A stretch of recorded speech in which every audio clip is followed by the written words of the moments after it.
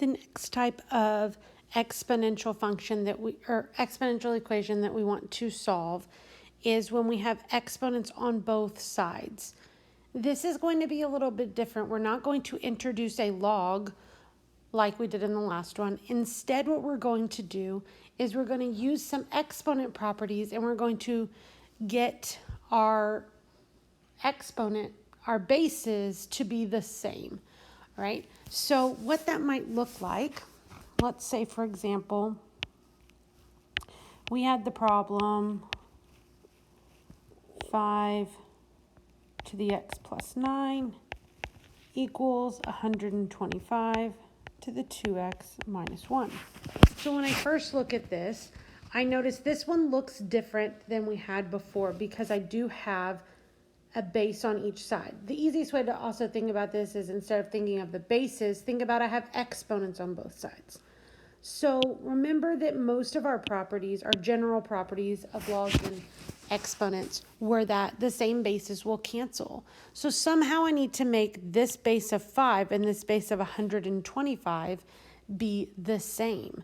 So I'm always going to start with the bigger number, and I'm going to try to, using exponents, bring it down to have the same base of 5.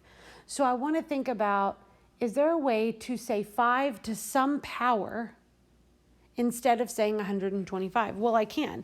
I can say that 125 is 5 cubed. So all I'm going to do is I'm going to replace that 125 with 5 cubed. And then I've still got my 2x minus 1.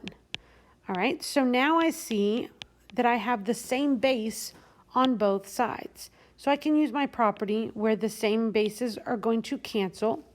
So using that idea that the same bases will cancel, I'm going to cross off my 5's, and I'd be left with x plus 9 equals 3 times 2x minus 1, right? So don't forget, I still have this 3 here. It's only the 5 that's going to get crossed off. So now I'm going to solve this equation just like I would normally. So let's try to solve this here. We're going to say we're going to distribute our 3. So I'm going to have x plus 9 equals 6x minus 3. Then I'm going to get x's all on the same side. I'm going to go ahead and move this x. So this is just the regular solving that we did in the very beginning of the class. Then I'm going to add that 3 and divide by 5.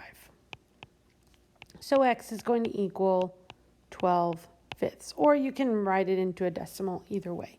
So what we did here was we got the bases the same by turning the larger of the two into that same base with an exponent, right? So we got to have the same base of 5.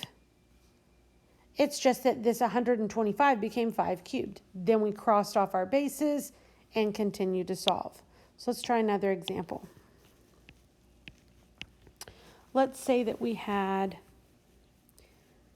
27 to the 2x plus 4 equals 9 to the x plus 6. Now, when I look at this function, I say, okay, I've got exponents on both sides, or I can think of I've got a base on each side, whichever you want to think about it as. So I need to look at my bases, 27 and 9, and I need to think to myself, is there any way that 27 can be written as 9 to some power? Well, 9 squared is already 81, so that's not going to work. So the last one, or the last example that we did, we only had to worry about the larger number. But in this case, because the larger number cannot be rewritten as the smaller value with an exponent, I need to look at both of these numbers and see if both of them can be reduced, which they can, because if I take 27 and make it 3 cubed, I can also take 9 and make it 3 squared. So in doing this, I've now created the same like base here.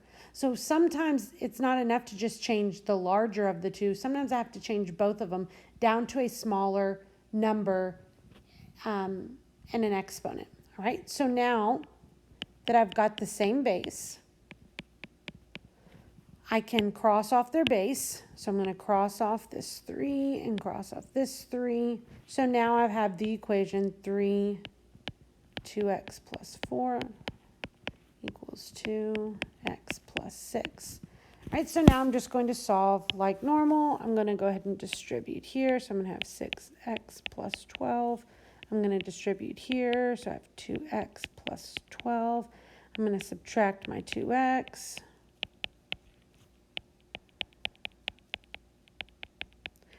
Subtract my 12.